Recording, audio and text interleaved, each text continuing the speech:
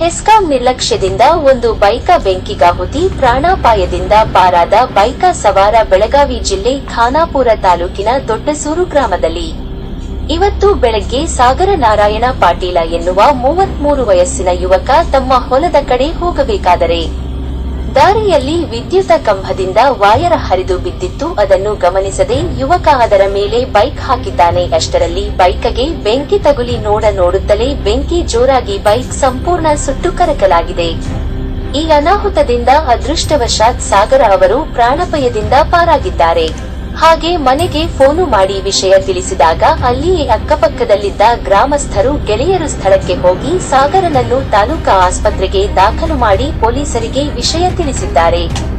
ತಾಲೂಕಿನಲ್ಲಿ ಹೆಸ್ಕಾಂದಿಂದ ಈ ರೀತಿ ಅನೇಕ ಅಪಾಯಗಳು ಸಂಭವಿಸುತ್ತಿದ್ದರೂ ಅಧಿಕಾರಿಗಳು ನಿರ್ಲಕ್ಷ್ಯ ವಹಿಸುತ್ತಿದ್ದಾರೆ.